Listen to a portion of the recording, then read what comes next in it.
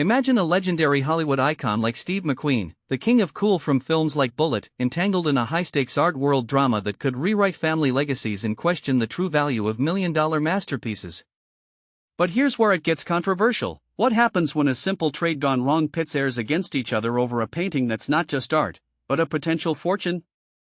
Let's dive into this gripping tale of motorcycles, mansions, and missing titles that has Molly McQueen, the 38-year-old granddaughter of the late actor, stepping into the spotlight with a jaw-dropping lawsuit worth $68 million. Molly is taking legal action against Brent Borchert, the son of Rudolph and Pamela Borchert, claiming that her grandfather was swindled in a deal involving a prized Jackson Pollock artwork. Back in the day, Steve McQueen, a notorious motorcycle enthusiast, allegedly agreed to exchange this Pollock piece for a one-of-a-kind motorcycle and a property in the scenic Latigo Canyon area of Los Angeles. According to Molly, McQueen honored his part of the bargain, handing over the painting, but things fell apart swiftly. The motorcycle ended up wrecked in a terrible accident by one of the Borcherts, and the property's ownership never officially transferred. Now, she's suing Brent, who has proudly displayed the painting in his family's home for generations, demanding its return as the rightful heir to her grandfather's estate. Brent Borchert shared his side of the story in an interview with The Mirror, recalling a brief chat with his mother where she mentioned a vague arrangement involving the Pollock, a motorcycle, and a house. "It's all very hazy," he admitted, but he fondly remembered his parents' close friendship with McQueen, both sharing a passion for biking. McQueen, known for his adrenaline-fueled lifestyle, had even insisted on getting the painting back within a reasonable timeframe when the deal soured, as outlined in the lawsuit. Brent pointed out that the motorcycle in question was an elusive gem, hard to come by, and his father, Rudolph, was equally obsessed with bikes.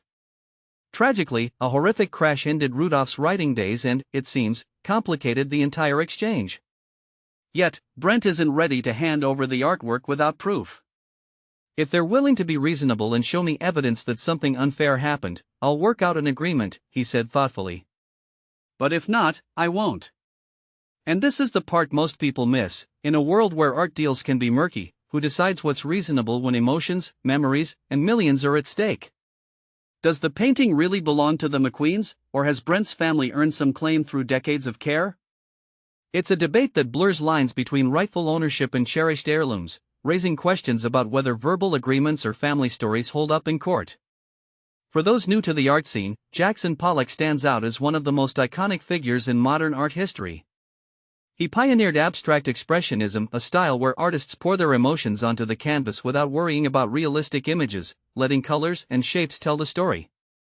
Pollock's signature drip or splatter technique, where he flung paint onto huge canvases, created chaotic yet mesmerizing works that captured the raw energy of post-World War II America. Think of it like a controlled explosion of creativity. Imagine a painter dancing around a canvas on the floor, splattering paint to form intricate patterns that look like abstract maps of the mind.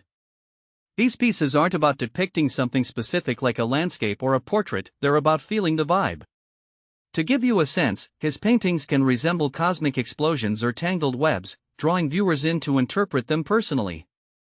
And with the highest price ever fetched at auction hitting $61.1 million in 2021 at Sotheby's in New York, Pollock's works are not just art, they're investments that can make or break fortunes. This lawsuit isn't just about a painting, it's a reminder of how passions like art and motorcycles can lead to lifelong entanglements. But here's the controversial twist. Some might argue that if McQueen agreed to the trade and things went sideways due to an accident, should his family now claim the art back after all these years? Or does Brent's family, having treated it like a beloved piece of their history, deserve to keep it? What do you think? Should family stories and hazy memories decide the fate of a masterpiece, or does strict evidence reign supreme? Share your thoughts in the comments below. Do you side with Molly's quest for justice, or do you see Brent's point about needing solid proof? Let's discuss this artful dispute.